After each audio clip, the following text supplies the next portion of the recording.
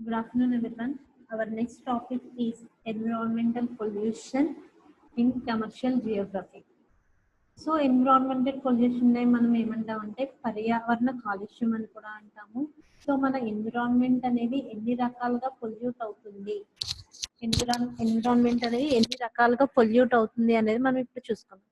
So environmental pollution is one of the greatest problems that the world is facing today. So ఏమంటున్నాడు, so environment is a big problem, చాలా పెద్ద సమస్యగా తయారైందంట. ఎందుకు అంటే మనం ఉన్న ప్రజలు కానీ, మనం ఉన్న ఫ్యాక్టరీస్ కానీ, మొత్తం అన్ని టైప్స్ ఆఫ్ అన్ని రకాల పొల్యూషన్ కూడా మన యొక్క ఎర్త్ ని బాగా పొల్యూట్ చేయడం జరుగుతుంది. It is increasing day by day with every passing year and causing dangerous consequences which is not possible to repair the damage of the earth. So అలాగే ఏం చెప్తున్నాడు అంటే it is the increasing day to day, అంటే రోజు రోజుకి pollution అనేది పెరుగుతుందే తప్ప తగ్గే ఛాన్స్ అనేవి మనకి ఎక్కడగా కనిపించట్లేదు. దీని ద్వారా ఏంటి అంటే డేంజరస్ కాన్సిక్వెన్స్, అంటే చాలా విపరీతమైన పరిణామాలను మనం ఎదుర్కోవాల్సి వస్తుంది. అంటే ఎక్కువగా వరదలు రావడం కానీ, నెక్స్ట్ భూకంపాలు రావడం, భూమి వేడెక్కిపోవడం, ఇలాంటివన్నీ జరిగి మనకి ఏమంటే అట్మాస్ఫియర్ అంతా కూడా మనకి చేంజ్ అయిపోతుంది. ఎన్విరాన్మెంట్ అంతా చేంజ్, ఎయిర్ పొల్యూట్ అయిపోతుంది, సాయిల్ పొల్యూట్ అయిపోతుంది, నెక్స్ట్ వాటర్ పొల్యూట్ అయిపోతుంది. అన్ని రకాలుగా మనకి పొల్యూషన్ అనేది మనకి ఎక్కువగా అయిపోయి సో అది మళ్ళీ ఎవరి మీద పడుతుంది, మన మీదే మళ్ళీ మనకి పడుతుంది అనమాట. సో బేసికల్ గా చెప్పుకోవాలంటే మనం ఎన్విరాన్మెంటల్ పొల్యూషన్ అనేది మనకి 5 రకాలుగా డివైడ్ చేసింది. సో ఫస్ట్ వన్ ఏంటంటే ఎయిర్ పొల్యూషన్, గాలి కాలుష్యం లేదా వాయు కాలుష్యం అని కూడా అంటారు. నెక్స్ట్ వాటర్ పొల్యూషన్ అంటే నీటి కాలుష్యం లేదా జల కాలుష్యం అని కూడా అంటారు. సాయిల్ పొల్యూషన్, నేల కాలుష్యం, నాయిస్ పొల్యూషన్, శబ్ద కాలుష్యం, లైట్ పొల్యూషన్, కాంతి కాలుష్యం. ఇలాగ ఏంటి అంటే మనకి పొల్యూషన్ అనేది డిఫరెంట్ టైప్స్ గా డివైడ్ చేయడం జరుగుతుంది. సో అందులో మన ఫస్ట్ వన్ చూసుకుంటే కనుక air pollution. So air pollution అని మనకి ఏమంటున్నాడు, ఎక్కువగా air pollution is dangerous pollution అని చెప్తున్నాడు. ఏంటంటే మన ఎన్విరాన్మెంట్ ఎయిర్ లో అంటే గాలిని మనం విపరీతంగా పొల్యూట్ చేసేస్తున్నాం అని చెప్తున్నారు. It is caused by the injuries smoke entered by the cars, buses, trucks and trains.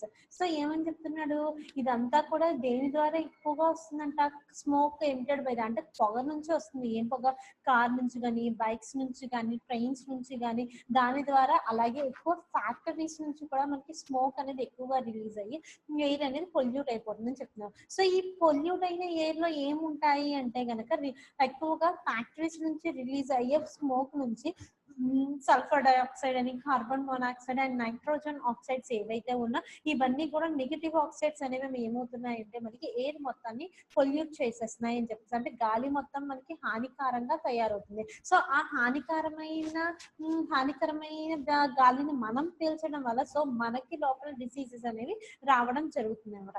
Even stroke from the burning leaves, garbage and cigarettes are also harmful to the environment, causing a lot of damages to us and the atmosphere. So అలాగే ఏంటంటే not only from the factories and industries but also in the home, అంటే మనం home నుంచి వాడే మన home లో చుట్టుపక్కల ఉండే చెత్త అంతా కూడా మనం ఏం చేస్తున్నాం, కాల్చి పడేస్తాం. సో అలా కాల్చినటువంటి చెత్త నుంచి కూడా వచ్చిన పొగ, అలాగే మనం యూజ్ చేసే సిగరెట్స్, వాటన్నిటి నుంచి కూడా మనం ఏం చేస్తున్నాం అంటే మనంతటి మనం మన యొక్క ఎయిర్ ని పొల్యూట్ చేస్తున్నాం అని చెప్పేసి. సో ఎయిర్ ని పొల్యూట్ చేస్తున్నాం అంటే మన చుట్టుపక్కల ఉండే పరిస్థితుల్ని, అట్మాస్ఫియర్ అంతా కూడా పొల్యూట్ చేస్తున్నాం అని చెప్పేస్తున్నాం. Next, evidences a lot of damages to us and the atmosphere. Evidences of increasing air pollution is seen in the form of lung cancer, asthma, allergies, and various breathing problems, along with the severe and irrecoverable damages to our biosphere. So అంటే ఏమంటున్నారు, ఈ పొగ వల్ల మనకి ఏమవుతుందంట, Asma problems కానీ, cancer problems కానీ, so breathing issues అనేవి మనకి ఎక్కువగా రావడం జరుగుతుంది. సో ఇవి రావడం వల్ల ఏమవుతుందంటే మనకి జీవావరణ అంటే బయోస్ఫియర్ అంటే జీవించే అంటే ప్రాణవాయువు తీసుకునే ప్రతి ఒక్కరు, మనుషులకు కానీ, పక్షులకు కానీ, యానిమల్స్ కానీ, సో లివింగ్ థింగ్స్ అన్నిటికీ కూడా మనకి ఏమవుతుంది అంటే ఈ అట్మాస్ఫియర్ అనేది చేంజ్ అయిపోవడం వల్ల, ఎన్విరాన్మెంట్ అనేది పొల్యూట్ అవ్వడం వల్ల గాలి పీల్చుకునే వాళ్ళందరికీ ఇబ్బందికరంగాను ఈ ప్రాబ్లమ్స్ అనేవి రావడం అని చెప్తుంది. Even the most natural phenomenon of migratory birds has been hampered with the severe air pollution, preventing from reaching their seasonal migratory destinations of centuries together. So ఏంటంటే మన పాతకాలం నుంచి చూసుకుంటే గనక మనకి కొన్ని పక్షులు వలస వస్తూ ఉంటాయి. కొన్ని సీజన్స్ లో మాత్రం కొన్ని ఏరియాస్ లోకి రావడం జరుగుతుంది. సో ఏంటంటే ఇది హై లెంత్ ఎయిర్ లోంచి ట్రావెల్ చేయడం వల్ల ఆల్రెడీ మన ఎయిర్ అనేది అక్కడ పొల్యూట్ అయిపోయి ఉండడం వల్ల మనకి ఏమవుతుంది అంటే కనుక వీటన్నిటికి కూడా ఈ బర్డ్స్ కి కూడా ఇబ్బందికరంగా ఉంటుంది. ఆ వలస వెళ్ళే పక్షులకి కూడా మనకి బాగా ప్రాబ్లమ్స్ అనేవి ఫేస్ చేస్తున్నాయని చెప్పేసి చెప్తున్నాను అనమాట. అంటే అవి కూడా రావట్లేదు. అలాగే రిఫ్రిజిరేటర్స్, ఎయిర్ కండిషన్స్ ఇవన్నీ వీటి నుంచి వెలువడే కార్బన్స్ ఏవైతే ఉన్నాయో ఆ కార్బన్ అంతా కూడా ఏమవుతుందంట వాతావరణానికి ఎక్కడ లేని నష్టాన్ని తీసుకురావడం జరుగుతుందంట. సో ఇదంతా కూడా ఏమవుతుందంట ఇదంతా తీసుకొచ్చి ఓజోన్ పొరకి హాని చేయడము. నెక్స్ట్ ఇదంతా కూడా గ్లోబల్ వార్మింగ్, భూమి వేడెక్కడం అనేది బాగా జరుగుతుంది అని చెప్పేసి చెప్తుంది. ఇదంతా కూడా ఎలా జరిగింది, మనకి ఎయిర్ పొల్యూట్ అయిపోవడం వల్ల, అంటే మనంతట మనమే వీటన్ని పొల్యూషన్ అనేది మనకి జరుగుతుంది అని చెప్పేసి చెప్తున్నాం. Next water pollution. Water pollution వచ్చేసేటప్పటికి మనకి ఏంటి అంటే నీటి కాలుష్యం. వాటర్ పొల్యూషన్ వచ్చేసేటప్పటికి మనకి ఏంటి అంటే నీటి కాలుష్యం. ఈ నీటి కాలుష్యం వల్ల మనకి ఏంటి అంటే ఇండస్ట్రీస్ నుంచి వేస్ట్ వస్తుంది కదా, ఆ ఇండస్ట్రీస్ నుంచి వచ్చే వేస్ట్ అంతా కూడా మనకి ఏంటంటే లేక్స్, నదులకు కానీ చిన్న చిన్న కాలువల్లోకి కానీ నెక్స్ట్ అలాగే గోదావరిలోకి వాటిల్లోకి మనకి ఏమవుతుంది అంటే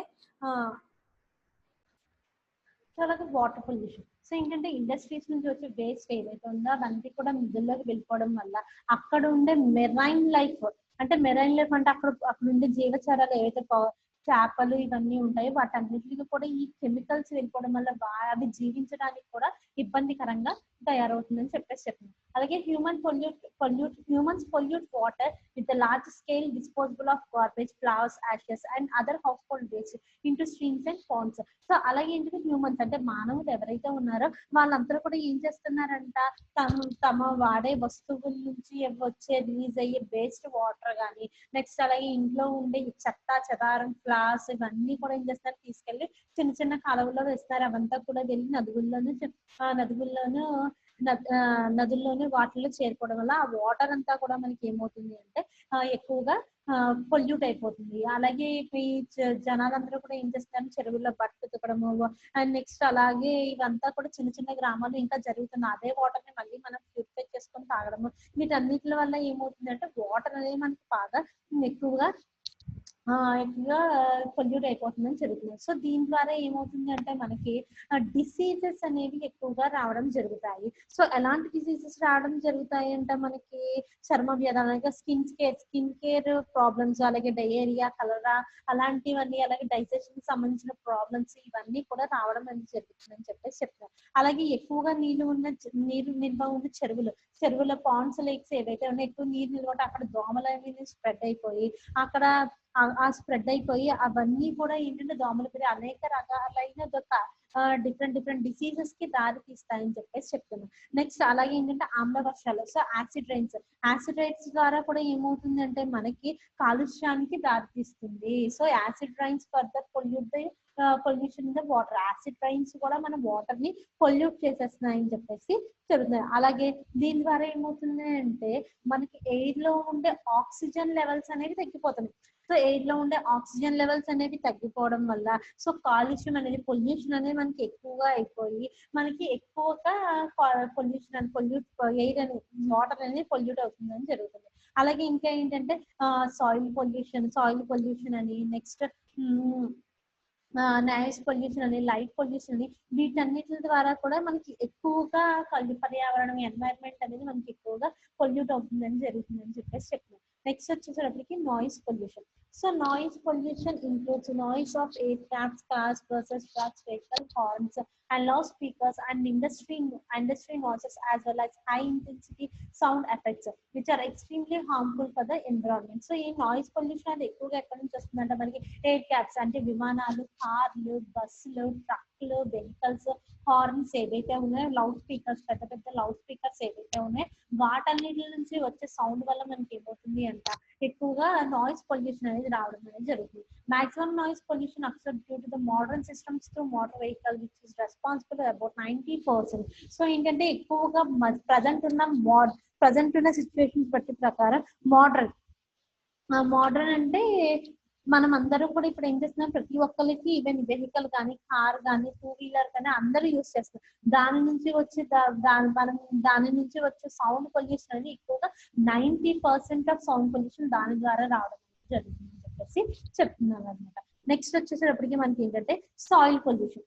so soil pollution which by contamination results of the acid rains, polluted water, fertilizers, etc. ఈ సాయిల్ పొల్యూషన్ ఎక్కువగా దేని ద్వారా వస్తున్న రిజల్ట్ ఆఫ్ యాసిడ్ రైన్స్ అంటే ఆమ్ల వర్షాల నుంచి కానీ, పొల్యూటెడ్ వాటర్ అంటే భూగర్భ జలాలు ఏవైతే ఉన్నాయో వాటిని పొల్యూట్ చేస్తారు, అలాగే ఫెర్టిలైజర్స్ ఎక్సెట్రా. సో ఫెర్టిలైజర్స్ ఏం చేస్తామంటే మనం పంట పండించడానికి వివిధ రకాలైన మందులు క్రిమి సంహారి సంబంధించిన వివిధ రకాలైన మందులు తీసుకొచ్చి మనం భూమిలో జల్లుతూ ఉంటాం. సో దాని ద్వారా మనకి ఏమవుతుంది, భూమి అనేది ఎక్కువగా సాయిల్ అనేది మనకి ఎక్కువ పొల్యూట్ అవడం జరుగుతుంది. It leads to bad crops. దీని ద్వారా ఏమవుతుందంటే మనకి బ్యాడ్ క్రాప్ అంటే పంట అనేది సరిగ్గా పండడం జరగదు అని చెప్పేసి చెప్తుంది. Soil contamination occurs when the chemicals are released by the spill or underground storage tank leakage which releases heavy contaminants into all soil. So ఏమవుతుందంట, ఈ సాయిల్ పొల్యూషన్ అనేది ఏదంటే ఆల్రెడీ మనం మట్టిలో కలిపిన ఫెర్టిలైజర్స్ కానీ, యాసిడ్ రైన్స్ కానీ ఇవన్నీ ఉండడం వల్ల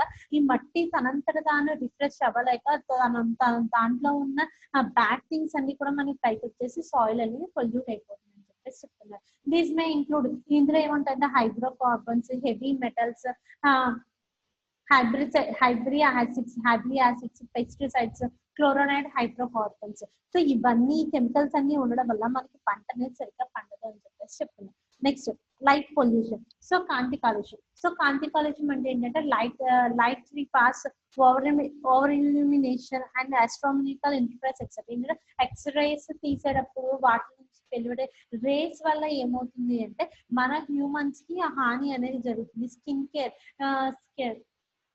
స్కిన్ ప్రాబ్లమ్స్ అనేది రావడం, అలాగే హై వోల్టేజ్ బల్బ్స్ వాడడం వల్ల మన ఐ అనేది ఆ లైట్ ని తట్టుకోలేదు. ప్రతిదీ కూడా మనకి హ్యూమన్స్ కి ప్రాబ్లం అనేది జరుగుతుంది అన్నమాట. సో వీటన్నిటి ద్వారా మనం ఏం చేస్తాం, ఎన్విరాన్మెంట్ ని పొల్యూట్ చేస్తూ మనల్ని పొల్యూట్ చేసుకుంటాం. సో టోటల్ గా రాంగ్ థింగ్స్ అనేది చేస్తాం అనమాట. సో ఏంటి అంటే ఎన్విరాన్మెంట్ అని మనం ఎంతగా కాపాడుకుంటే మన లైఫ్ కూడా మన అట్మాస్ఫియర్ కూడా అంత బాగుంటుంది అని చెప్పేసి చెప్తున్నాం.